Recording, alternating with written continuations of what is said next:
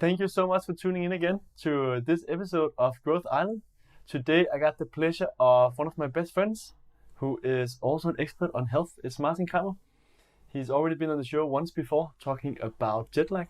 And just a quick introduction, he is one of the leading Danish biohackers and one of the pioneers in Denmark who really have been getting biohacking at the top of people's awareness. He did a TED Talk as well. A TED Talk you should definitely see on biohacking as well, how to become the CEO of your own health. It was really high rated afterwards by the people that saw it. And he's also the founder of the Danish biohacker community. He set up a course on biohacking in Danish, so sorry for my international friends, but for the Danes listening. And is also setting up a conference on biohacking in the end of September, 20th of September, where I got the pleasure of talking about habits as well. And there's a few more things we can say about biohacking. Martin and I also host a brunch together once in a while for people that are into health, where we basically just meet and chat about some of these interesting subjects. And then the daily job as well is being a director at E&Y.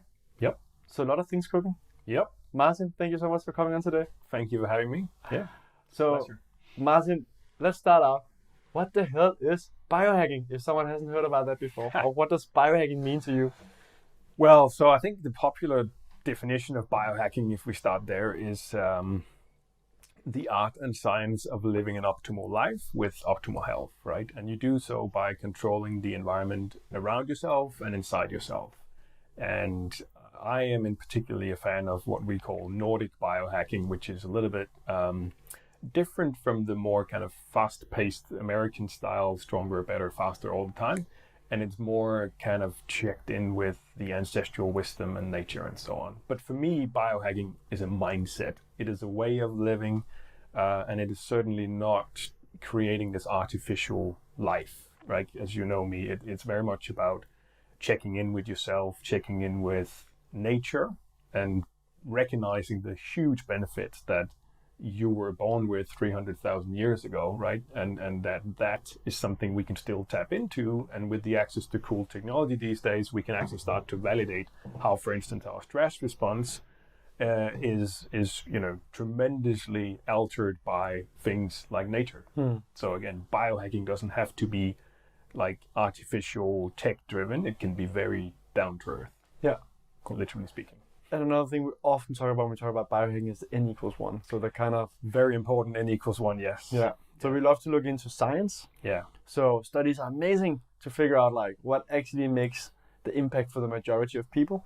So different studies on saying like either this kind of breathing or this kind of food is good, but recognizing that there are all the outliers and figuring out what works for you. Exactly. Yeah. N equals 1. Very important. Yeah. Interesting concept that... You'll see so many places when people talk about biohacking is love science, but it's also, as you said, it's the art and science. Yeah. So it's the science looking at what works normally for most people, and then it's the art of figuring out what works for you. And what I really like about your approach as well, and where we have a lot in common, is like it doesn't have to be tech driven all the time. Like go out, ground, get sun, breathing, all of those things. We'll get more into that. But just to align for if you're listening at home, we both love tech. We can't get around that. But we also love nature. Cool. So you've looked into a lot of stuff and many things within biohacking. So we'll talk a little bit about like how do you navigate all of these different things you can do. But before that, what happened since the last time you were here on the podcast? What's been going on in your life? Oh, it's been busy. I think generally speaking, the last year and a bit, I mean, biohacking is just taken off like a rocket in Denmark, thanks to many good things. And I think the compound effect of all the activities that's been started is really now coming to... I mean, we've been running at full speed since the beginning of this year, despite COVID and 2020 being a funny year. We have more than doubled our numbers in the online community. So we're now almost 2,000 members there. And obviously... that has led me to wanting to do more to satisfy all of the desire for knowledge and help a lot of the people that are in there. So what's happened? Well, apart from my day job, like we've now moved to wanting to do these webinars. So we've done like 12 webinars rather than meeting face to face, which we normally do in our community. So we've gone from one event per month to now 3 or 4 webinars, which is roughly one every week. So that's been interesting. And as with many other things in my life, it's like I seize the moment when it's there and I just kind of run with it. But I think thanks to my techniques, I'm always walking off the edge of like getting too stressed versus dealing with my stress, right? And that we can talk about why I'm into biohacking, but it's a lot to do with stress for sure. So yeah. So I think one of the questions I often get, and we discussed several times, is like there's so many biohacks, so many things you can do. And Ollie, our friend from Finland as well, also said like you could biohack all day long and not live your life. Yeah. How do you look at selecting like what are the things that you focus on? Because you could do basically fill your entire day just doing biohacks for sleep. Yeah. Well, it's very much about figuring out initially when you decide you want to kind of embark on this biohacking movement or mindset, if you like. It's like figuring out what is driving you and what is draining you, right? And you're a habit guy, you know what I'm talking about. But it's figuring out what's your biggest problem and then deal with it first, right? I don't believe that you can just kind of overnight change your entire life and then be a Superman. It's a gradual journey of a kind of a perfectionist journey almost, right? You want to get to the optimum of many different aspects in your life, but you don't do that overnight. And if you do, like you just mentioned, like try to do 20 biohacks every day, which, you know, for the listeners here, a biohack can be very simple, something like just like grounding yourself in nature, or it could be that you take, you know, zinc supplements before night so you sleep better or have an increased deep sleep or whatever little thing it may be. But if you try to do too much, the likelihood of you burning out is high. So you gotta start with figuring out what matters most to you. And we just developed this online web course, as you mentioned in Danish, right? Nordic Biohacking Blueprint, which is very much about habits and lifestyle more so than all the hacks. That's kind of secondary because we want to give people the basic foundational knowledge of how does the body work, why is it important for you to understand the autonomic nervous system, for instance, and how can you balance that rather than just kind of only focus on optimization, focus on balancing. And like everything in life should be about balance. It shouldn't be about full charge all the time. Yeah. And that's where I think we are different in the Nordics and Scandinavian kind of lifestyle versus the more American sometimes. But how do you, for example, choose between should you do red light therapy or should you do something like OsteoStrong, or should you do cold showers, or should you do morning smoothies, or should you do bulletproof coffee, or Well, it's hard to answer because I mean, if somebody totally new came up to me and said, "Where do I start?" I would have to ask them questions on what's your problem, right? And normally it's to do with the basics of sleep and so on. So in that case, yes, all of what you mentioned there could actually improve your sleep. So then it's a matter of, well, what have you got access to that you can do here and now? Because there's this kind of idea that some people have got that they got to get to this kind of best biohack before they start. I'm like, no, just do the basics first and you'll probably get 80% of the way. So where to start? I always recommend people to go with the basics first and do a baseline test. N equals 1. Again, it's why it's so damn hard to answer that question. Where do you start and how do you validate? You got to do your own validation. So I always recommend people kind of write down, make your own little scale of say 1 to 10. How do you feel on certain aspects in your life, your sleep, your nutrition, your weight, your mental game, like whatever it may be, your productivity, and then start doing things from there and see where you get to. And then that should really be how you move forward. But I have seen, unfortunately, and it's also what drives me some days is that like a young guy reached out to me when we published the online course and he said, I'm already doing all the things that Ben Greenfield says in his book. Yes. And what's this course? Is this something for me? And I said, you know what? I think it's right for you because almost half of it is about finding that balance. And it sounds like you're probably doing too much. And he came back on Messenger and said, yeah, I think you're right. Spot on. So he was already stressing out about all the biohacks he needed to do. And I was like, dude, you got to chill and live life. That's even more important, right? Yeah. I think that's such a central part that that some people see biohacking as you just gotta do more and more and more, and you gotta do all of these things where they kind of forget the macros, as you say, in the basic stuff like proper sleep, proper food, do some kind of movement, actually have social activities, and not just only do like 100 different things. Right. And that can also be the misunderstanding when you follow some of these people on social media, where you see like it seems like they're doing something all the time, but it's not necessarily what leads you to happiness or the most healthy life. Yeah. So that's important to figure out that balance in the macro over the micro.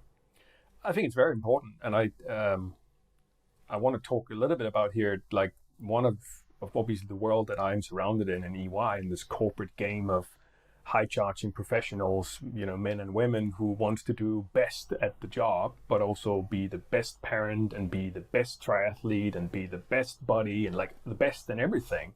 And I see so many of those guys and girls who are just like, it's like for some reason 10 years ago, somebody decided that, if you do an Ironman, then you're a kick-ass guy or girl, right? And if you can do an Ironman while you do your job, then you're awesome, right?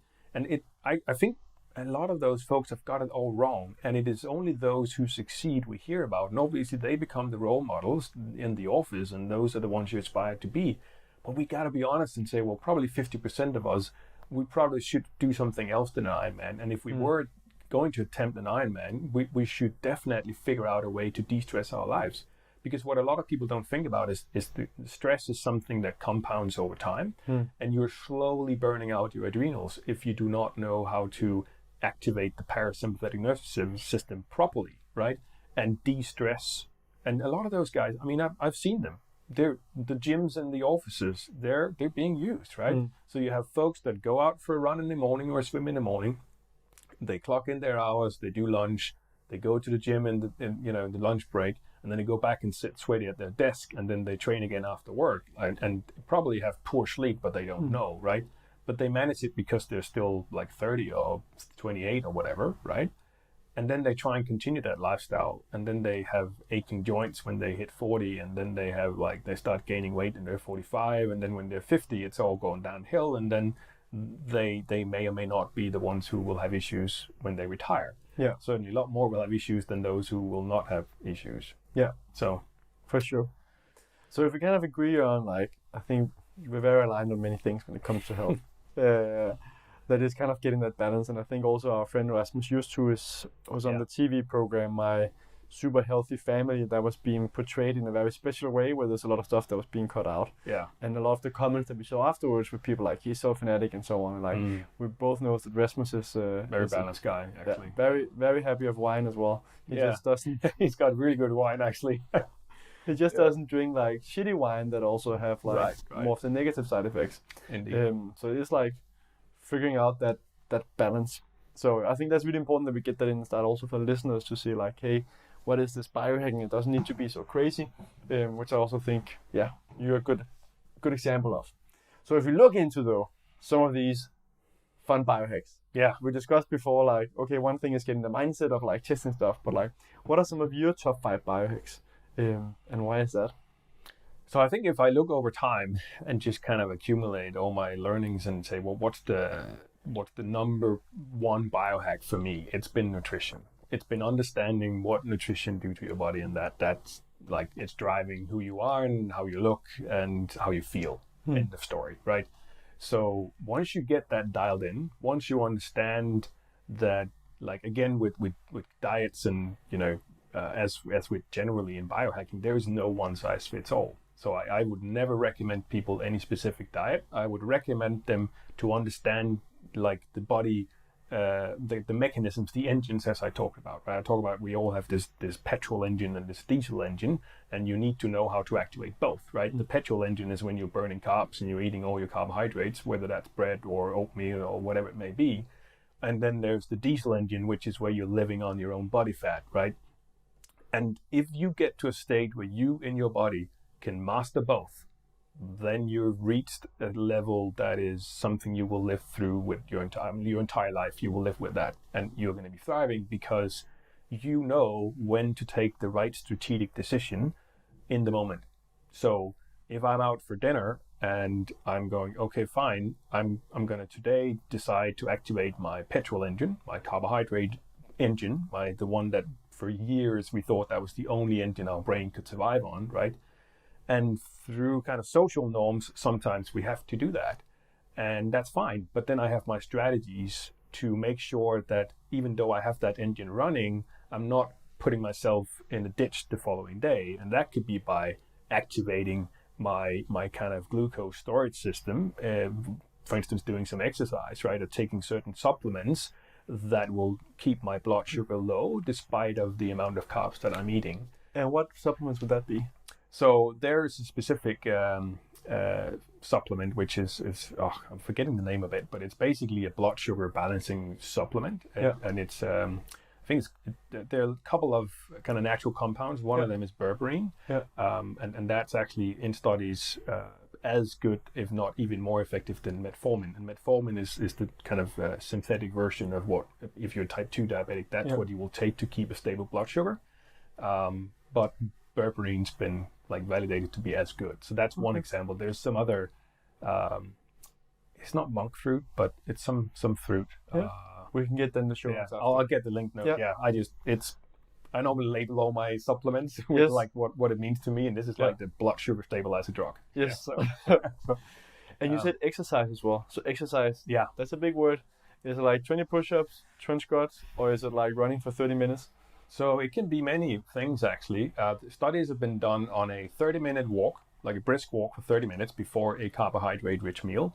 That will activate you GLUT4, glucose transporters in your cells, which will kind of, the whole kind of cellular level, not want to get into that too much, but like you're basically priming yourself to absorb the glucose that's going to hit your bloodstream. So that's great.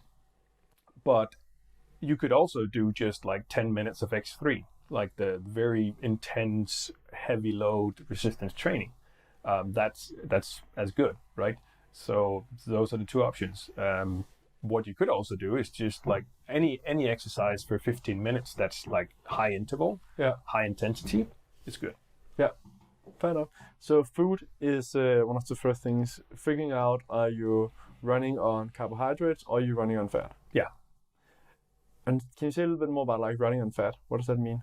It means superior cognitive function. It means like generally no cravings for anything. It means high energy. It means stable blood sugar, right? And if we take it the step even more simple, like what does it mean how do you get to run on fat? So it's the world of ketosis that we need to enter. I could have used that word, but ketosis is basically when you're breaking down fatty acids in your body, whether it's in your cells or in the food you eat.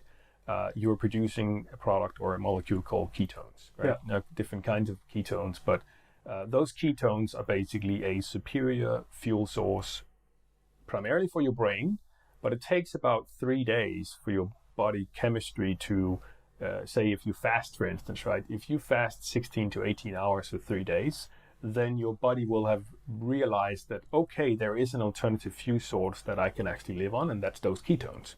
And once you've done that once or twice, like that kind of 3-day sequence there, your body starts to remember that. And it takes about 8 to 10 weeks, depending on your level of fitness and where you came from, for your muscles to learn how to utilize these ketones. You call that to be fat adapted, basically. So there's this kind of scale, if you like, of you can be mildly adjusted to running on ketones, or you can be heavily adjusted to it, in which case you can run a marathon or an Ironman purely on ketones. And that's the level I've reached. And I did that several years ago, and I've kind of dipped in and out of that kind of scale there. And being in that kind of far end of the scale where you have control over that, you call that metabolic flexibility, basically. You call that you are in control of your metabolism. And I think metabolic flexibility is a term that's being thrown around quite a bit here, and it's to do with that, understanding these two engines, but it's also to do with the fact that, again, there's no one-size-fits-all for diets. So unless you know that you have some intolerance, for instance, for gluten, like you need to treat yourself to some of these things that are unhealthy for you from time to time. If you only eat super 110% healthy all the time, your body will react stronger when you do eat something that's poor. So I do eat a pizza from time to time. I do eat a burger from time to time. My gut, and I've tested that obviously extensively, I deal well with gluten, but still it makes me bloated. But I have nothing in my intestines, in my poop, or any that indicates that I have an issue with it. No. But it's not the same as I don't get a negative reaction to it. So to train my reaction to it, I from time to time I expose myself to it to avoid becoming too sensitive to it. Yeah. Makes sense. I can definitely see when I've had periods where I'm super strict and healthy, and if I then get something bad, my body reacts very strongly. Yeah. But for me, it's also been the realization of we forget how easily, or I do at least, but I think humans in general forget how we've been feeling earlier. Yeah. So kind of forgetting, like when I was younger, after I had dinner, I always used to eat a lot of red meat, ideally half a kilo, and then potatoes and sauce, right? Yeah. And I always needed to have that like 5 to 10 minutes just lying on the couch after eating. Yeah. But that was just the norm, that I was feeling kind of tired. Yeah. And I can definitely see this, like the difference when I try some different foods, that like my energy level and tiredness just goes up, and how it becomes the norm, and how I've easily forgotten like how I was feeling before when I was eating differently compared to now where I'm feeling a lot better energy. Yeah, I mean that's a big thing. It sounds to me like you were probably overeating. I mean, you were probably an active young guy. I can imagine that, but like overeating is another big problem. Yeah. Even in these times where people are fasting all the time, right? It's like overeating is actually easier than you may think. Yeah. Which is a stressor to the body. Of course. I was exercising a lot, so I was as skinny as I am now. Yeah. So in that way, you couldn't really see that. Right. But it might have been a stressor to the body. Yeah. So that was the number one of the biohacks. Number two. Yes. For me, it's a little bit down the same lane as before. It's understanding certain mechanisms in your system, right? And for me, this term hormesis, if you've heard about that, this kind of using stress to get stronger, basically, right? So Friedrich Nietzsche said at one point that what doesn't kill us makes us stronger, right? And I think even Darwin had a quote that was very similar from way back in the Origin of the Species, where he said something like, it is not the strongest species that will survive, it is the one that is most adaptable. And that's basically why we have hormesis as a mechanism in our body. That it originated from a study where some scientists were trying to kill off some yeast cells with arsenic. And he by chance discovered that when he gave him just a little dose of poison, they got stronger. But when he overdid it, they died. And that was basically what started that whole thing. And there's a lot of studies now in hormesis, and our good friend Simlan has just wrote a fantastic book called Stronger by Stress, and it's exactly on hormesis. That's very interesting. But hormesis, to me, as a biohack, it's about, for instance, using things that are unpleasant to make me stronger, mentally and physically. Cold exposure, ice bath, winter bathing, whatever you want to call it, that to me is my number 2 biohack. That I can feel the energy in my body afterwards. I know my immune system is getting stronger. Although being stressed out from time to time because of my extreme workload, I don't get hit by severe illness like many others do. Yeah. I may have the odd illness here and there, but it lasts very shortly. It's like 2 days maximum, and I'm back full recovered, right? Yeah. So, stronger by stress, using things that are unpleasant, whether that's could be exercise. I only do HIIT running, for instance, which is, that kind of running where you have a blood taste in your mouth when you're done. That's another stressor to the body, which is also... HIIT running, can you say a few more words about people that don't know what it is? Like, you get hit when you run, or... that's actually fun. You said you had blood taste in your mouth, so someone might be like, I need to find someone to slap me. Yep, that's a new discipline I've come up with. But no, it means high intensity interval training, basically. Yes. So some people may have read all the studies on how just 20 minutes of high intensity interval training is as good as 90 minutes on a treadmill, right? Yeah. So again, biohacker, you want to get 80% of the value with 20% of the input. There is one, right? There's no need for you, if you just want to remain healthy and don't get sick. Actually, there's studies saying exercising as little as 15 minutes a week is enough. Yeah. Oh, you can get more benefits if you do it like 30 minutes, but there's no need to overdo it basically. Not if it's for health benefits. So if you're doing it for social and fun and so on, like playing tennis and so on, it makes a lot of sense. But if you're just looking for the health benefits, I remember something Ben Greenfield talked about, some studies as well. I don't remember the exact numbers, but I think he said up to an hour and a half maximum a day. Yeah. If you just look at health benefits, actually, if you went much over that. Yeah. Again, it was important to understand with the studies is like n equals 1. So that was the majority of people had a better effect of that. So if you do stuff that's probably making you really happy and it's not super strenuous exercise, it's probably really good to do more. And we should separate here that I talk about exercise. I'm not talking about physical movement, because you should move every day for at least half an hour, absolutely, preferably an hour, right? Yeah. But yes, I agree with the study there, and I think it even said that there's this law of diminishing returns, right? That after 1.5 hours of training per day, you start to seeing a decrease of the value you get. So but important notion that the difference between exercise and movement. Yeah, it's not that we are made to only move and half an hour. Like ideally, we should move several hours a day and not just sit still at a computer. It's not enough just to run for 20 minutes a week. It's not enough. You got to do other things if you are otherwise sedentary, sitting on your chair every day. Yeah. And I actually heard, I think that's from Ben Greenfield as well, from some of the studies, was that doing micro exercises throughout the day is actually more effective than do that 1 hour of intense exercise. What do you do during the day? You're in the office quite a bit, so what do you do? So I start my morning ideally with jump in the water, do some kind of movement with a friend. Yeah. It's often not much more than 20 minutes, half an hour. It's not super hard, but it's a way to When you get started, your body is moving during the day. Yes. At the beginning, that's very important. Yeah. I have something called Iris software on my computer. Like kind of, if I'm not in meetings constantly, which happens many days, otherwise it breaks me every 20 to 25 minutes. So if I have the chance to do something. We just got a pull-up bar set up at the office as well. Perfect.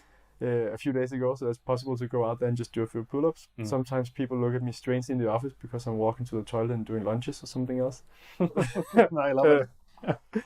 So, or I do squats and so on, and people kind of just got used to me being a bit strange. I don't do it all the time, but I actually do try to get that in. I'm fortunate enough that I can be part of setting the culture where I am. Yeah. But actually, when I was working in Deloitte, what I did was, I remember one of my colleagues called me one day.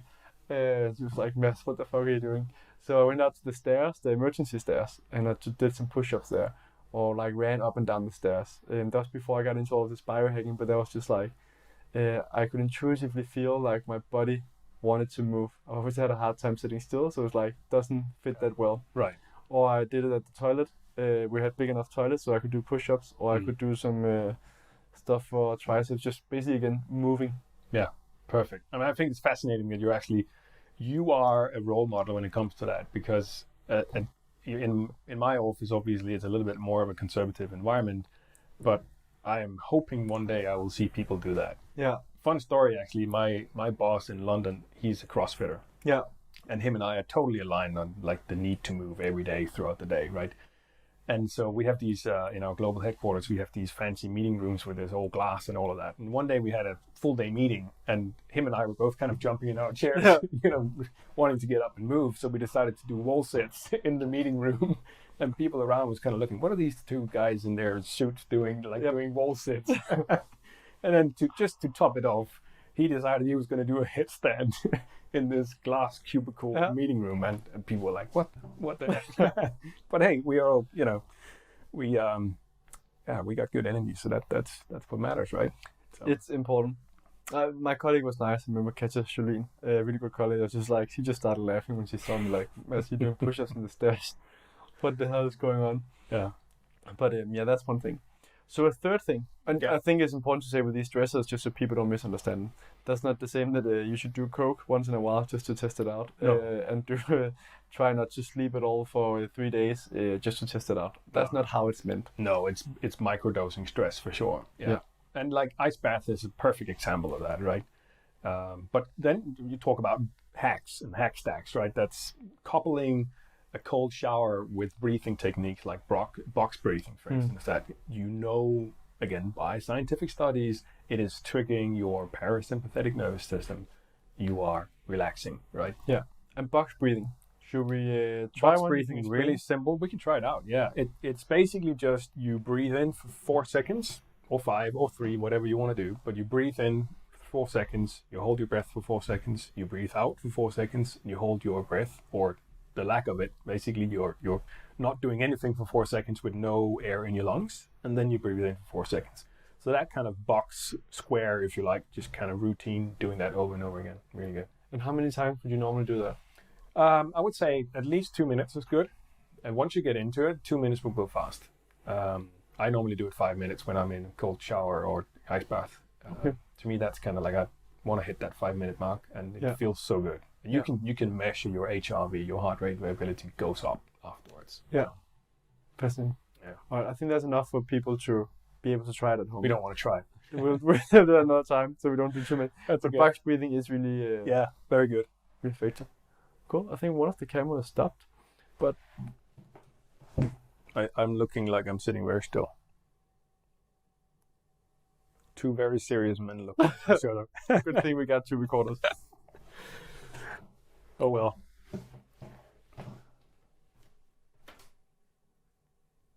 So time didn't stop. Perfect. We'll see if we can cut that out, but otherwise, the ones listening, we just had 2 cameras always to be sure, and one of them just froze, but the other one is still going. So we're not in the time loop. That's always something. It took a cold shower. Yeah. All right. So the third biohack. So to me, and we were talking a little about breathing here, right? And you were doing your morning swimming in the harbor, which I envy quite a bit. I live out in the country. There's no water there, apart from my own ice bath. But my morning routine is another biohack or stack of hacks that to me is vital. Yeah. My day, if I do not do my regular morning routine, it's just going to be a shitty day. And to give you the short version of it, it's basically I get out of bed and I drink a massive glass of salt water, often with a little bit of apple cider vinegar to just kind of stabilize my blood sugar and optimize my gut bacteria and so on. Special kind of salt? Rock salt or very good quality sea salt. There are lots of good kind of products out there now. So yeah, Himalayan rock salt is my go-to. A lot of people are using these kind of kelp sea salts that are also very good. So that's slowly drinking that while I'm doing the rest of my morning routine is a good thing. I take my supplements as soon as I get out of bed, pretty much, probably 5 minutes after. And then I make my coffee. And my coffee I'm known for my coffee. I think that it's a bit of a mindfulness exercise that 10 years ago almost I started doing that. And now the last 7 years, it's become this kind of mindfulness, almost meditation practice for me where I see you enjoying a lot when you do your coffee. It's like there's something good happening when you're brewing that coffee. Well, I mean, a lot of people think of mindfulness as something you need to sit legs crossed and meditate almost, right? It's just focusing on what you do is actually mindfulness, right? And avoiding all distractions. So my phone, I take my phone with me from the bedroom and I put it next to the charger of my Oura Ring and I, charge that whole thing and it just sits there and I don't look at it until I've done my coffee. And my coffee routine is simply like it's a pour over. So I measure the ingredients like the beans and the water and I do a slow pour over and I look at this water coming out of the tap there, or not the tap, but like the kettle as I'm slowly pouring it. And it takes about 5-7 minutes to make like 4 cups of coffee for me and my wife. And that's my moment of checking in with the day. And when I've done that, I usually go to my office where I also have a bit of a space for doing exercise. So our yoga mat is always out. Like even when we have guests over, yoga mat's out. It's just there. It stays on the ground. So I do 5 to 10 minutes of yoga depending on the time I have. Normally it's 10 minutes. And I got my little power yoga routine of 4 sun salutations, 2 of which are coupled with a lot of push-ups. And as we talked about this morning, there's new kind of push-ups I've started doing. So I'm always changing it up a little bit. But what matters is that I get my lymphatic system running in the morning, so that all that fluid that I just dumped in my body is kind of starting to move around, and I start the normal natural detoxification and all of that. So, and then I start my day. Yeah, that's my morning routine, and I feel so much better when I do it. there are days where I don't do the yoga bit and I feel it. I don't have the same level of energy. So I try to do that and probably do so, I don't know, 9 out of 10 mornings. So. Yeah. Nice. Yeah. Next biohack. Well, so as you can tell and as you know, I'm a busy guy. So for me, it's about how do I keep my productivity up without stressing out, right? How do I get all the shit done I need to do on a normal day, which is my day job, full-time job, right? And then it's all the webinars and it's the web course and it's all the other things that I want to get done in life, including seeing my friends and family. So finding ways for me to focus has been a problem in the past. And when I learned what music does to my brain, I was amazed. And people were like, how can you do that? How can you read when you're listening to music? How can you do what you do when you listen to music? But I don't know, my brain's just, their music that's been composed. For instance, our good friend Dr. Ollie from, the Biohackers Summit and Handbook, the author of the handbook, right? He's a DJ and he's deliberately, I've talked a lot with him about this, that he's a DJ and he's realized also very late in his life that music does something to the brain as he started studying it, right? And it basically triggers you to get into this alpha state of you're just kind of focused, right? So he's doing these 2-3 hour tracks that he records once a quarter or something. And you can find him on Mixcloud. Ollie S is his name there, and they're free to listen to. And he does these amazing progressive house tracks that are just like subtle, really driving, not techno, more like progressive house music, coupled with some really funky tracks that he finds that it just, I got his entire kind of catalog on my iPhone. I listen to that only. Where could you find it? Is that on Spotify? No, it's on Mixcloud. So Mixcloud is a bit of a new service where DJs are publishing their recordings basically and their sets. Okay. So I'll have to check that out as well. Yeah. Ollie S, Ollis on Mixcloud. Yeah. Perfect. We will get that in the show notes as well. Definitely. It's a perfect track. It's a perfect hack for focus, right? Yeah. So, I mean, a lot of music will do the same, but I don't like music where you've got lyrics and vocals on it because it just, my brain will start listening to it. Yes. And this is designed so that my brain is only listening to the sound waves of the music, but that's it. Yeah. So, and my last hack that I would recommend people checking in is just taking a nap. Really, I love naps. Naps is golden, and I think that in many years I thought of a nap as something my grandfather would take, and I was like, why are you taking a nap, Granny? And I was like, now I know why. But he did it when he was older, right? And I'm still young-ish, and I really feel the energy from taking just a 20 minutes nap. So I do that, I don't know, 3 or 4 times a week. I do that. Simply lay down on the couch. I work from home, obviously now, all the time, but I'm not traveling. That's great. I do my Aura Ring. They have this kind of moment setting now where you can check your heart rate variability and your pulse and your body temperature and stuff like that. So I set that to 20 minutes and I just lie down, and within 3 minutes I fall asleep. And usually I'll see a certain pattern on my data there, but my heart rate variability will rise, which is a sign of I'm de-stressing my body. And that's what you want, right? So even though I've had a crazy day, and there's something with the circadian rhythm that you want to do your naps in the early afternoon, because otherwise it's gonna mess up your sleep hormones later at night, and you're gonna have an issue falling asleep. So don't do a nap after 3 o'clock, ideally, right? And don't do it before noon either. So somewhere between noon and 3 o'clock is the optimal time to do a nap. If you want to spike that and be a proper biohacker, then you do a coffee nap, which is what I do some days. I generally don't do too much coffee in the afternoon, but the thing is, it takes about 20 minutes for the caffeine to go through your blood-brain barrier and kind of activate the energy side of things there. And if you take a cup of coffee, drink it really quick, which is why a lot of people will use espresso shots for that. And then you go to sleep immediately after. You wake up right as the kind of caffeine hits your brain, basically, and you are fully awake, fully alert, and ready to rock. Yep. Yeah. I'm a really big fan of naps as well. And the music, but I need to find some new, better tracks, but I always like when I have to work focused. Yeah. I try and find something house-ish focused. That helps. And naps has always for me been Do you nap at the office? No, not that much. We actually do have one of my colleagues, one of the partners, Jesper, semi-naps as well. I've napped a few times at the office, but right now there's not this space where you're kind of lying in the middle of everyone. So it's harder to calm. It's harder for me at least to calm that much down.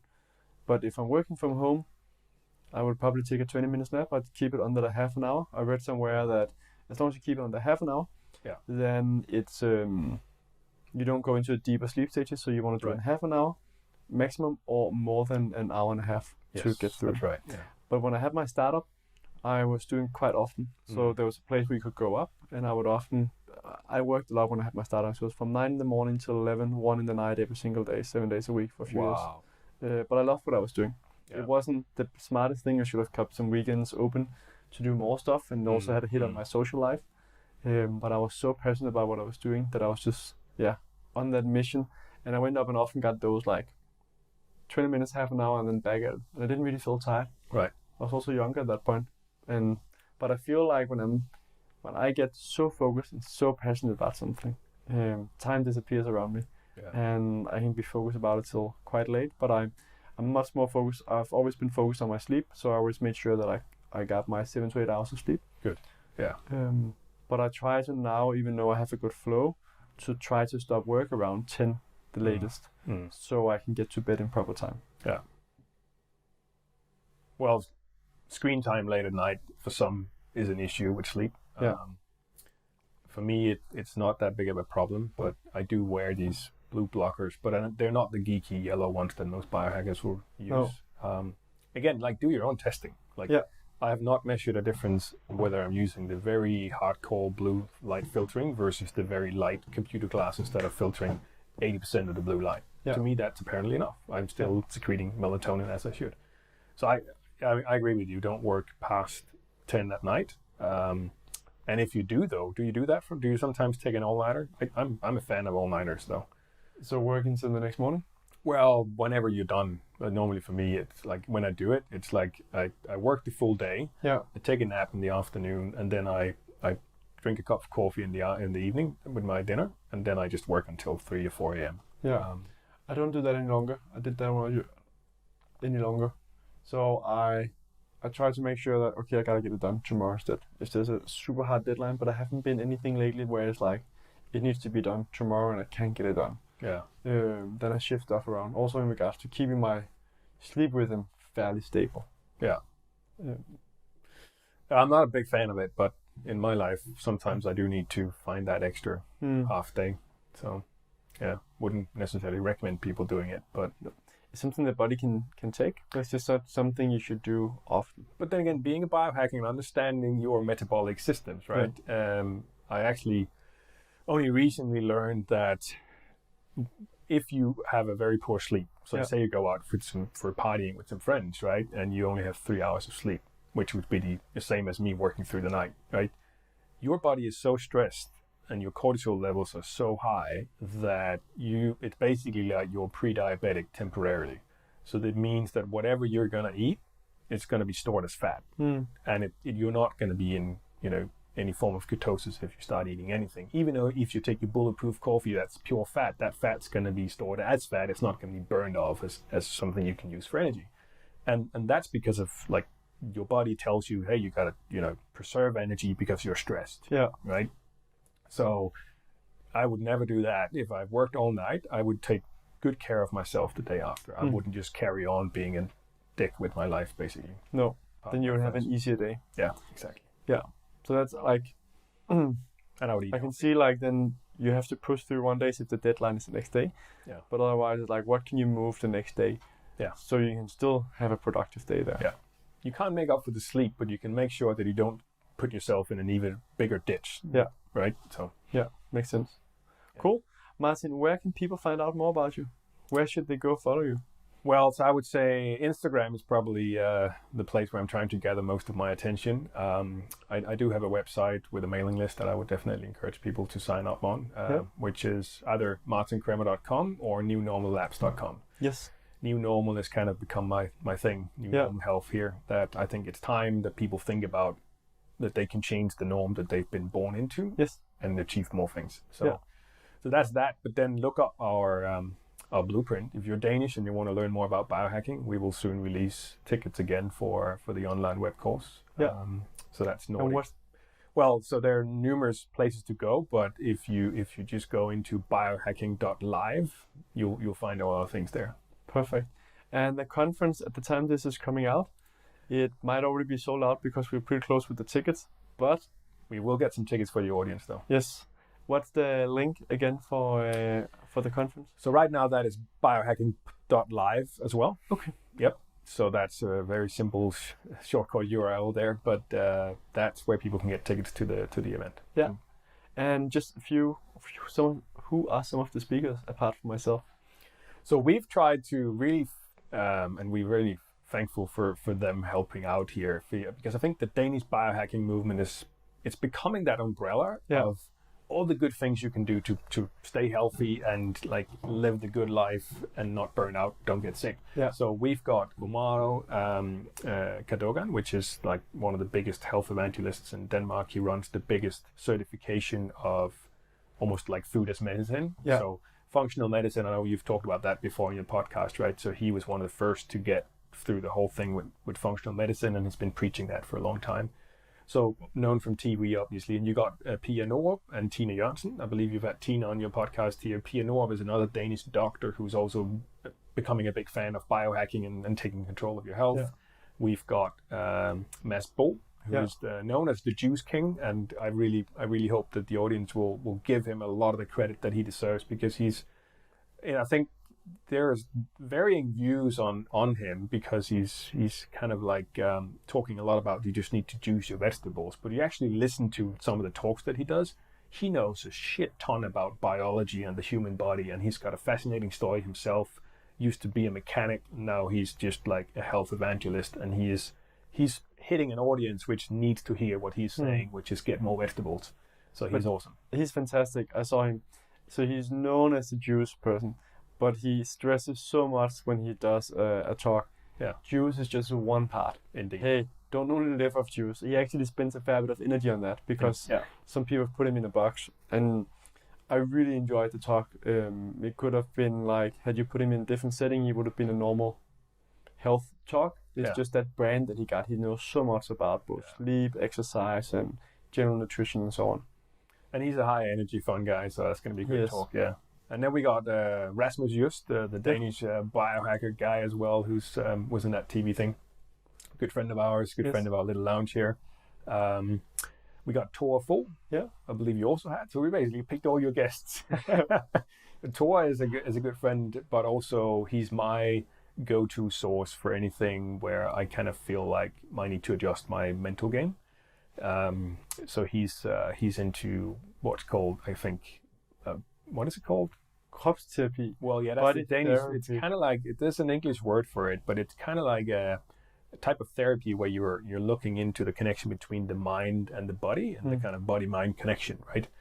And a lot to do with the eastern side of medicine and the meridians and all of that. And I can go to him and I can say, hey, Thor, I need to have my parasympathetic nervous system activated for a full hour. And he just works on my body, and I am so stressed when I get there, and I am super not stressed when I leave there. Yeah. So that's just amazing how he just knows his way through your body and knows how to de-stress your body. He can also energize you. If you have low energy, he can help you activate your energy source, basically. Yeah. So amazing guy. So he's going to be helping us, doing some exercise with the audience and everything. So that's going to be fun. Let me see, who else do we have? I have a really important person you forgot to mention. Nikolaj Damsgaard. Nikolaj Damsgaard, obviously, yes, our good friend Nikolaj, obviously. Yeah.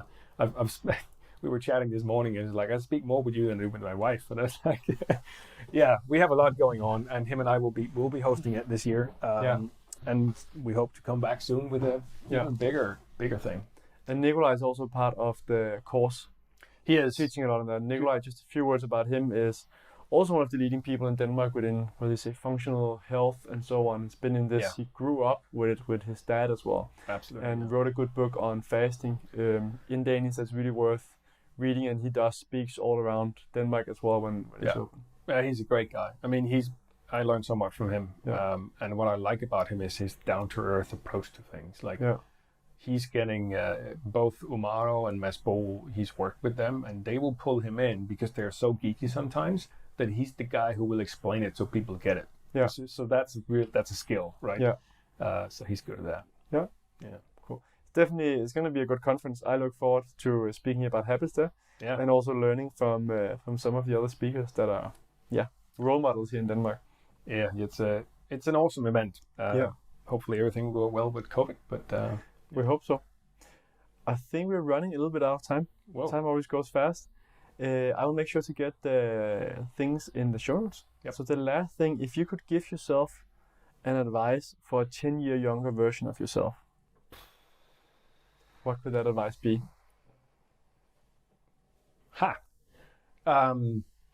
It goes back to the beginning of understand what is draining you, and then I would follow up and say, realize how much of that is anchored in your breathing. Like, ask yourself, next time you check Facebook or Instagram, are you holding your breath? Or are you relaxing and are you doing deep, belly breaths? And if you're not doing that, then start doing that, because even now, and now I think about it, but sometimes I'll be really annoyed by something that I read on whatever, right? And I catch myself not breathing, like holding my breath in, and that's a huge stressor. And we have far too many stressors in our life already. And if I was 10 years younger and I'd known that, I probably would have burned out. Wouldn't have burned out. Yeah. So, like, figuring out what is stressing you, learn how to breathe properly. Perfect. Martin, thank you so much for being on the show.